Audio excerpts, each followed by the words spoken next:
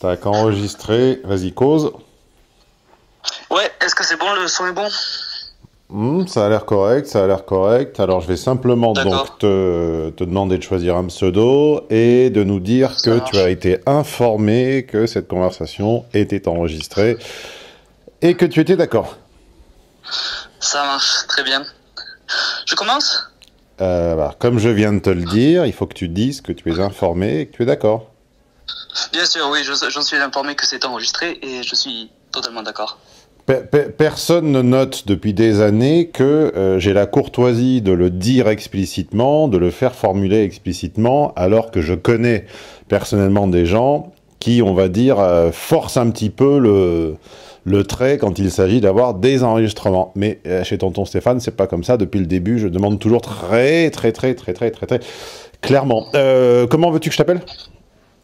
Anthony, Ok, vas-y Anthony, rappelle-moi enfin rappelle-nous, explique au chaton ta question. Anthony, tu m'appelles, tu as payé ton étude de cas individuellement ou tu es VIP?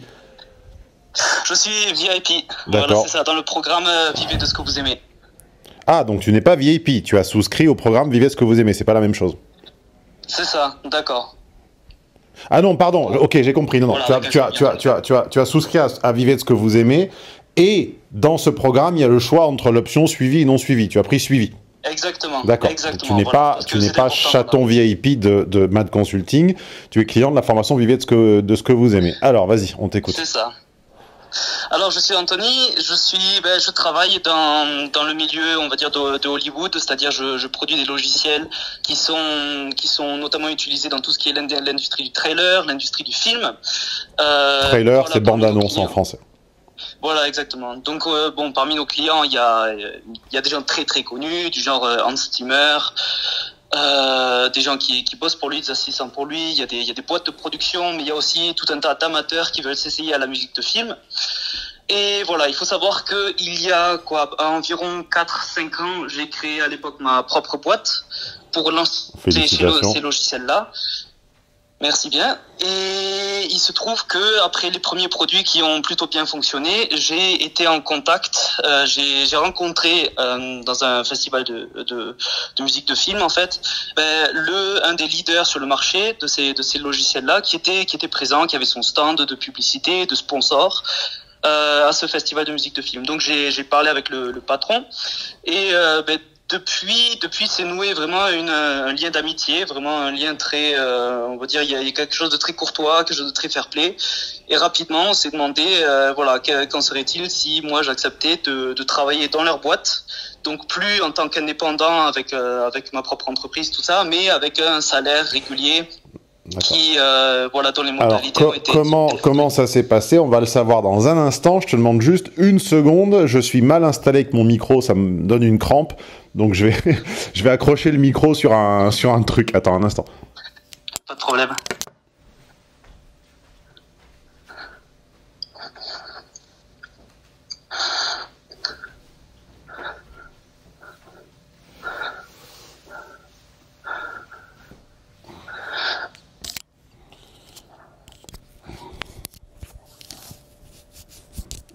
Ça ne tient pas. Est-ce que ça tient comme ça? Allez, c'est reparti. Très bien.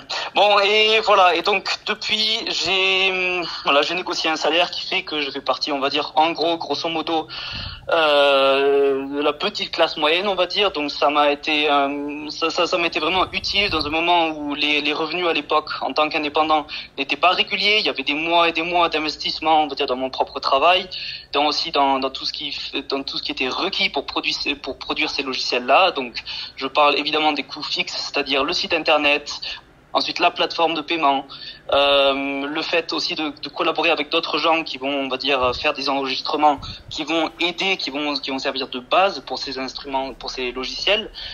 Et voilà, donc j'avais des revenus qui étaient très fluctuants, je ne pouvais pas en vivre complètement. Et donc quand j'étais dans cette face à ce dilemme de sacrifier ma boîte pour un statut d'employé, ben je me suis dit bon, en plus ils sont leaders sur le marché, le mec il est sympa, le patron à la tête de la boîte, donc je souscris. Voilà. Donc ça a été la situation de départ. Depuis Bon, nous, j'ai ce qu'on veut tous savoir, c'est qu'est-ce qu'on gagne et qu'est-ce qu'on perd quand on lâche la liberté pour le salariat. Ben, qu'est-ce qu'on gagne? On gagne en stabilité, très clairement. Financièrement, ça va. Évidemment, ça se négocie en fonction de l'expérience, tout ça. Moi, à l'époque, j'avais quoi? J'avais 21 ans, donc j'avais pas non plus les arguments d'ancienneté dans le domaine. Donc je gagnais la stabilité financière. Ensuite, dans un second temps, je gagne tout ce qui est, on va dire, je délègue tout le travail d'organisation, tout le travail administratif. Ça c'est quand même une tâche assez lourde que toi tu dois très bien connaître, Stéphane. On va dire tout ce qui est, on va dire les impôts, le site internet, l'hébergement, etc. Les contrôles fiscaux. Ce sont des tâches. Exactement. Donc à la fin du mois, on touche son salaire. C'est la secrétaire qui s'occupe de faire ceci, de faire cela, avec les assurances maladie, par exemple, tout ça, tous ces sujets-là. Ça, on voit bien. Alors, quel est le downside? Quel est le downside, c'est que évidemment, si on ne négocie pas, par exemple, et je pense que ça a été mon erreur, on va dire un certain pourcentage sur les profits des produits que l'on mène de A à Z, c'est un salaire fixe. Il n'y a pas de perspective. On se plie aux souhaits du patron. Et ça, même s'il est gentil, même s'il est courtois, il n'y a pas d'horizon. On ne peut pas s'imaginer, on ne peut pas se projeter dans l'avenir en se disant, voilà, dans telles années, je serai à un autre stade. Non, c'est tous les jours un peu la même chose, c'est la routine, c'est la passion qui n'existe plus, c'est la flamme qui s'éteint petit à petit. Au début, j'étais super motivé. Maintenant, je réalise que de toute manière que le projet aboutisse ou non, ça ne changera rien à mon salaire, ça ne changera rien non plus à mon statut. Et à la fin, il faut se plier. C'est-à-dire qu'à la fin, par exemple, au cours de mon travail, il y a eu de nouveaux employés, certains qui se sont pris pour des petits chefs et qui commencent à commander ici et là. Et moi, très clairement, j'ai vu, il y a une hiérarchie, il faut sortir de son monde de bisounours. Il y a des hiérarchies très claires. Et même si on fait partie de domaines différents, c'est-à-dire il y a le marketing d'un côté, ensuite il y a ceux qui produisent les logiciels de l'autre, certains qui ont d'autres responsabilités se prennent pour des petits chefs et avec eux, c'est l'ambiance pourrie, quoi. Et on est content quand on rentre du travail. Mais ça, c'est l'éternel retour de la confrontation avec la nature humaine. Ça, c'est ce que les utopistes ne veulent pas voir. Tout le monde rêve d'une organisation horizontale avec partage des responsabilités, partage des gains, partage de tout, etc. Et puis, dans la pratique, il y a des personnalités à problème, il y a des ingrats, il y a des cons, il y a des gens qui n'ont pas le wifi dans toutes les pièces, il y a des petits chefs, il y a des intrigues, il y en a qui arrivent à faire sans jamais... C'est la nature humaine. Et nier la nature humaine, c'est se heurter toujours à son retour, l'éternel retour de la nature humaine. Bon, alors qu'est-ce que j'y peux, entre guillemets? Quelle est la question de l'étude de cas? Voilà, ma question c'est, étant donné qu'il s'agit d'un tout petit milieu, c'est-à-dire que moi déjà en plus en ce qui concerne nos concurrents, je les connais tous personnellement, j'ai déjà parlé avec eux personnellement, moi je me dois, que ce soit en tant qu'employé ou en tant qu'indépendant, je me dois de me rendre à certains festivals qui sont nécessaires pour se faire connaître dans le milieu, c'est nécessaire de créer des contacts, là je parle en plus du milieu de tout ce qui est Hollywood, l'industrie du film, il faut se faire connaître. Donc ça parle beaucoup évidemment. Donc ça on va dire c'est l'inconvénient peut-être aussi d'être dans une niche. C'est pas comme dans l'automobile où il y a des centaines de milliers d'employés voire des millions sur la planète entière. Là je parle d'une niche où il y a 50 personnes qui contrôlent tout et où les choses se disent très rapidement.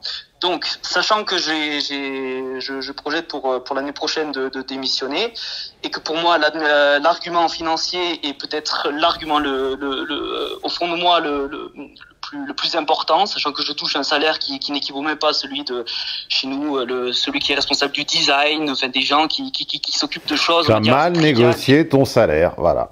J'ai très mal négocié mon salaire, sachant qu'à l'époque j'avais quand même assez le cul entre deux chaises, puis évidemment dès qu'on me propose un peu de stabilité financière, j'ai accepté, j'ai vendu mon âme au diable. Je voulais savoir, Stéphane, est-ce que l'année prochaine, lorsque je vais présenter ma démission à mon patron qui est, et je le dis sincèrement et je n'ai pas d'amertume à le dire, c'est quelqu'un d'assez gentil, qui est dans sa position de patron, mais étant donné les circonstances, c'est-à-dire que je produis des logiciels de A à Z en ce qui concerne le concept, la production, le marketing, le support client, je ne touche aucun pourcentage et j'ai un salaire relativement bas, encore plus bas que d'autres gens qui s'occupent de choses triviales dans notre entreprise. Mais pourquoi, je comprends pas, pourquoi avant d'en arriver à l'extrémité de la démission, pourquoi tu ne tentes tout simplement pas une conciliation? Parce que je souhaite remettre les choses à plat dans le sens où... Ouais, enfin, une fois que t'es parti, elles sont vraiment à plat, hein, ça c'est sûr.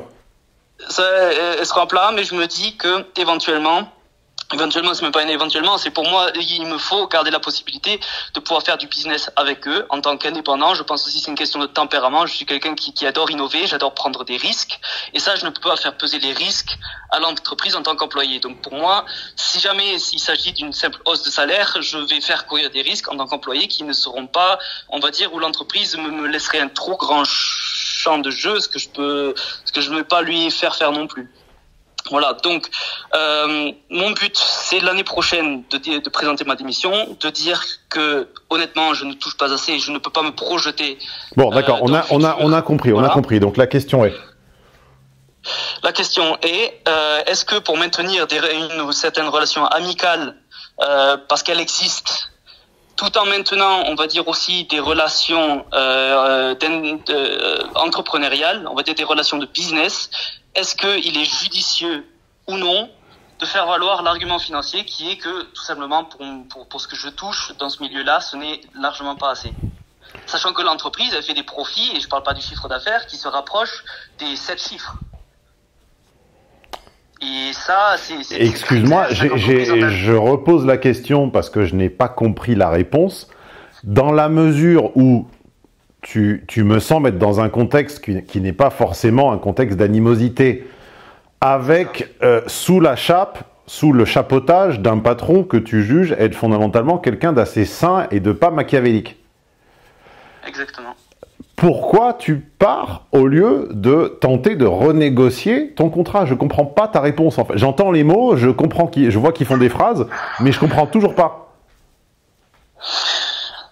Remettre à plat, c'est un petit peu une phrase creuse qui veut rien dire, remettre à plat. Oui. Écoute, pour moi, il s'agit en priorité de renoncer à un salaire et par contre, sur des projets futurs, de faire du 50-50 sur les bénéfices. Donc et ça... Mais projets futurs, pourquoi tu ne le demandes pas là où tu es? En tant qu'employé, tu veux dire? Tu dis que le patron était un ami, que c'était un coup de cœur amical, etc., etc. Pourquoi tu n'invites pas ce mec à déjeuner? Tu le sors des murs de l'entreprise et tu lui dis, écoute, 2000, quand es-tu rentré? Quand l'as-tu connu? Je l'ai connu en 2018, bon, 2018. D'accord, donc tu lui dis, en 2000, tu sais très bien comment nous nous sommes rencontrés en 2018, tu connais la situation qui était la mienne en 2018, et tu connais le deal qui me rattache à ton entreprise. Je suis salarié à hauteur de temps brut, point. Je trouve aujourd'hui que je regrette de ne pas avoir négocié une participation au projet pour les raisons tac que tu viens de m'expliquer. Et donc tu dis je le regrette, j'étais jeune, j'étais dans telle situation, c'est comme ça, c'est fait. Le problème c'est qu'aujourd'hui, je ne m'y retrouve pas. Je ne m'y retrouve pas tout simplement au niveau de la vie quotidienne, au niveau de mes charges, au niveau de mes perspectives à court terme. Je ne m'y retrouve pas, si tu veux, par rapport à ce que je fais. Voilà, c'est ma faute. J'aurais dû être un bulldog au niveau de la négociation 2018. J'aurais dû. Bon, sauf que ça, c'est pas fait. Et maintenant, la situation est telle qu'elle est. Voilà. Donc, malheureusement, le problème, c'est que, en l'état, je vais être obligé de démissionner premier trimestre 2019. Voilà. Donc, je te le dis là, sans animosité, mais enfin, je te le dis quand même.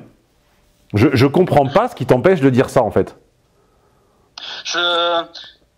Écoute, je pense pas être dans la contradiction, dans une contradiction totale avec ce que tu dis, parce que tu as avec plus de clarté, évidemment, formuler à peu près pour moi la situation idéale en ce qui concerne voilà le fait de communiquer ses perspectives pour le futur avec le personnage.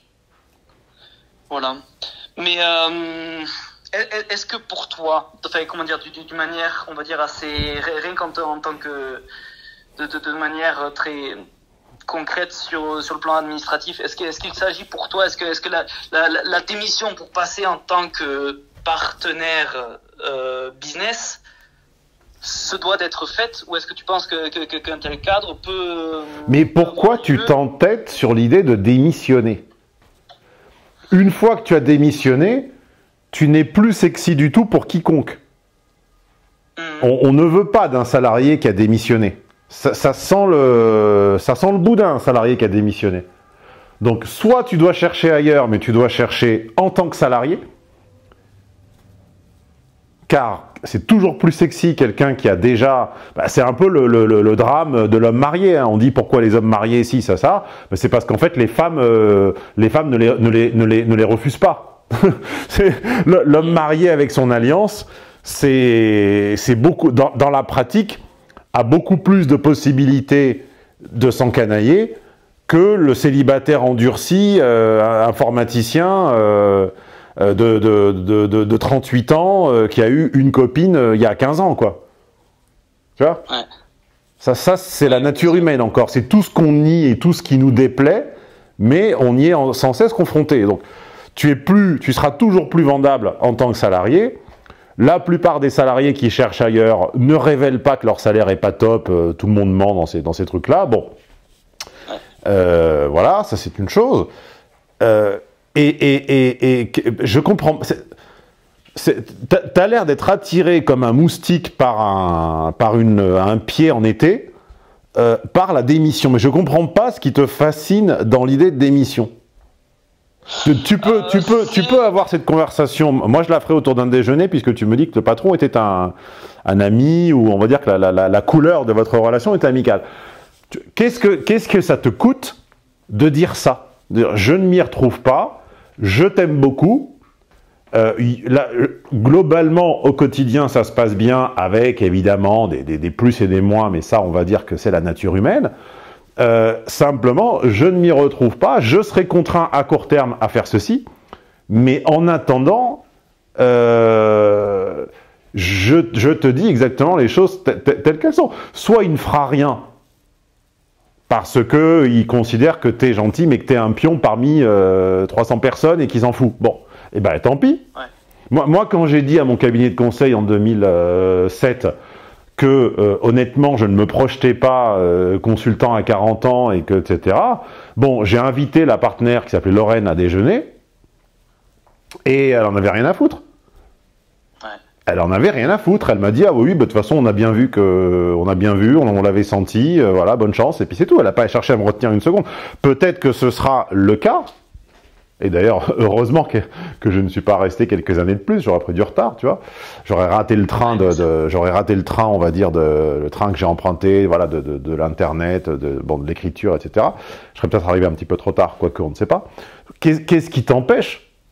Qu'est-ce qui t'empêche de faire ça? Au pire, il ne se passe rien.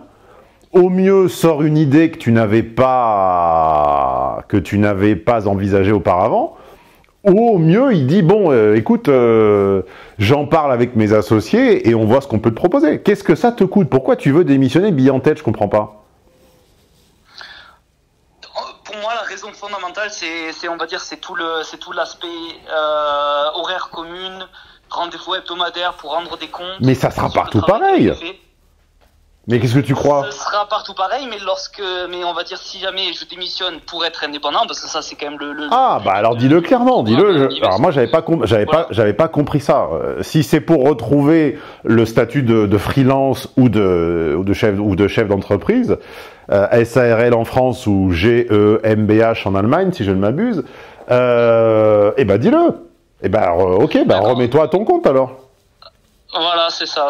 Et c'est tout le but, hein. C'est de, même si à la fin je travaille plus en termes d'horaire, c'est travailler sur des projets où je ne me confronte pas, on va dire, justement, à ces rendez-vous hebdomadaires où il faut rendre ses comptes, où il faut se plier à un marketing extrêmement politiquement correct. C'est ça, je te le Ah bon, bah d'accord. Dans mon milieu, voilà, c'est ça l'idée. C'est ça l'idée, mais comment dire, ton feedback quant à la conversation, pour moi, il est de mise. Néanmoins, je pense que ce n'est pas fair play.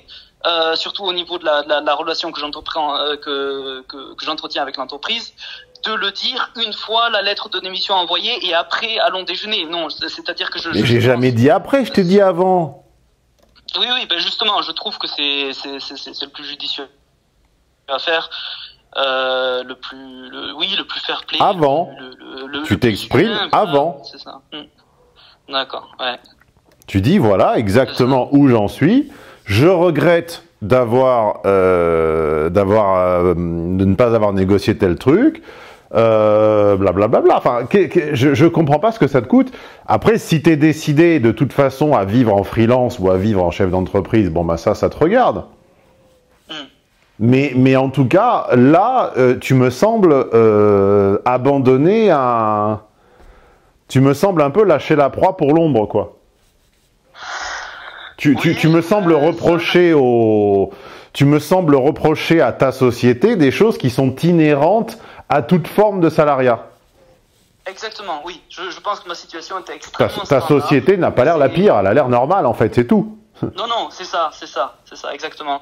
Et je pense que mon expérience en tant que salarié a été, même s'il s'agit d'une niche dans un domaine très particulier, où on s'imagine, voilà, l'entertainment, tout ça, en fait, ma situation en tant que salarié a été extrêmement standard, enfin, surtout pour toutes ces petites, moyennes entreprises qui existent en Allemagne, il me semble aussi en Italie. C'est un peu moins le cas en France, il me semble. Je pense que ça a été une situation, enfin, jusqu'alors, très normal, exactement comme tu dis. Mais attends, mais technicien de cinéma, technicien de théâtre, scénariste, tout ça, à part les premiers rôles qui font les avant-premières et les tapis rouges, etc., 95% de la profession, c'est des jobs parfaitement normaux, avec des cafettes normales, des cantines normales, des feuilles de paye petites, des syndicats, des pauses clopes devant, des bureaux en agglomérés avec des open space, des voyages en seconde classe, c'est ça la vie. Ouais. Il faut être un enfant pour croire que parce qu'on est dans l'art ou parce qu'on est dans le divertissement, on vit comme dans les loups de Wall Street là. Même les traders, ils vivent pas comme dans le loup de Wall Street, donc tu vois ce que c'est. Non, c'est le monde d'adulte, c'est ça. Bienvenue. J'imagine. Merci beaucoup. Merci pour la bienvenue. Ouais. Oui, non, mais en tout cas, voilà, et sur le coup, je voulais dire que beaucoup de choix et puis que j'ai pris et puis de décisions que j'ai prises depuis mon expérience, qui était assez fébrile, on va dire, parce que justement, j'étais assez seul dans ma façon d'imaginer les perspectives. Et ben, ça s'est vraiment consolidé avec le programme Vivez de ce que vous aimez et que je recommande à tout le monde, qui est, on va dire, guidé par une certaine passion. On remarquera que je ne t'ai rien demandé et je t'ai pas payé pour dire ça. Non, bien sûr que non. Et je voulais parce que bon, je rentre dans les dernières semaines. Je voulais vraiment à ce titre-là aussi te remercier pour ce contenu qui se projette non seulement sur l'avenir, on va dire, où on entend, on va dire, ton sous-entendu que ça peut fluctuer, mais il y a des bases à connaître. Il ne faut pas être naïf. Il y a plein de techniques, surtout notamment psychologiques, et ça, je pense, c'est peut-être le plus important, parce que ça sert à rien de regarder une vidéo motivation sur YouTube et après se dire vas-y, moi je vais tout péter et je lance ma boîte. Non, il y a beaucoup d'aspects, on va dire, notamment sur les relations professionnelles, mais aussi les amis proches, la famille, tout ça, plein de choses qui moi m'ont été extrêmement utiles. Et dont je voulais te faire part de mon remerciement en tous les cas, voilà. Bah écoute, c'est bien gentil. Donc pour ceux qui n'ont aucune idée de ce dont il s'agit, est-ce que tu peux dire concrètement ce que tu reçois chaque semaine ? Je reçois chaque semaine, le lundi, mardi et mercredi, je reçois chaque soir un email. Donc le lundi soir, je reçois une vidéo d'introduction quant à la notion qui va être abordée durant la semaine X. Le mardi, je reçois je reçois le PDF avec la notion qui est abordé de A à Z, où Stéphane explique, on va dire, les enjeux de la thématique. Combien de pages à peu près le PDF ? Des anecdotes. ça peut aller entre 5 et 8 pages, il me semble, je dis ça de mémoire. Je m'en souviens plus, j'avoue. C'est ça? Oui.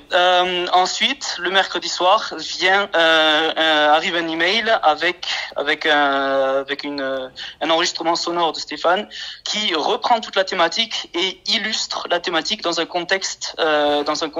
Ah, tu sous-estimes les pages. Hein, là, je suis en train de vérifier là sur mon ordinateur. Donc semaine 1, c'est 12. Semaine 2, c'est 17 pages. Semaine 3, c'est 12 pages. Semaine 7, c'est 11 pages. Semaine 10, c'est 16 pages. Ah non, c'est toujours plus de 10 pages. Hein. Ah, excuse-moi. 14, je crois que le temps est passé tellement vite en 10 ans. 11, 14, 15, 16, 17. Ouais. Il n'y a qu'une seule semaine qui fait moins de 10 pages. C'est la semaine 4 qui s'appelle « Comment quitter son job ». Voilà. Sinon, elles font toutes plus de 10 pages. Donc. Voilà, c'est ça. Bon, on est entre au moins 10 et 20. Voilà, pour prendre large. Voilà, donc, et le mercredi, comme je disais, il y a un exemple, il y a un enregistrement sonore de Stéphane qui parle de la notion dans un contexte réel, concret, où tu fais part d'une anecdote qui t'est arrivée à toi-même, et dans quelle mesure est-ce que cette notion-là a été un enjeu dans l'exemple que tu cites.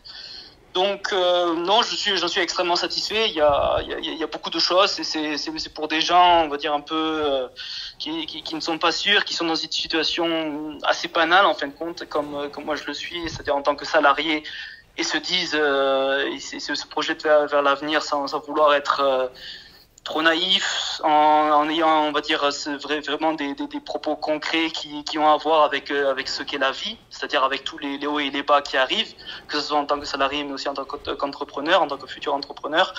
Le programme Vivez de ce que vous aimez est en tous les cas une bonne dose de vérité, on va dire, une bonne dose du moins d'expérience, voilà, qui t'a concerné à toi, Stéphane, et dont les résultats parlent pour eux-mêmes, en ce qui te concerne. Voilà. Bon, bah écoute, j'aurais demandé une aussi bonne publicité, je l'aurais pas eu, donc le secret c'est de pas réclamer. Merci à toi. Écoutez, bon, donc c'était pas une étude de cas au sens strict, puisque ce n'est pas lié aux études de cas de Mad Consulting, ça s'appelle le suivi des gens qui prennent l'option suivi de mes 2 abonnements, de mes 2 formations, Vivez de ce que vous aimez, ou également vaincre la timidité, mais tu ne sembles pas concerné par ce fléau de la timidité. Écoute, bonne fin de formation et rappelle quand tu veux. Merci, ça marche. Voilà. À la prochaine. À la prochaine. Ciao. C'était la chaîne secondaire, enfin qui n'est plus secondaire, c'est la chaîne des études de cas et des audios de Bibi. Donc si tu n'y étais pas encore abonné, fais-le maintenant, puisque c'est un abonnement différent de la chaîne principale, la chaîne des vidéoscopies, des vidéos d'actualité. Voilà. Puis le petit pouce, ça ne coûte rien.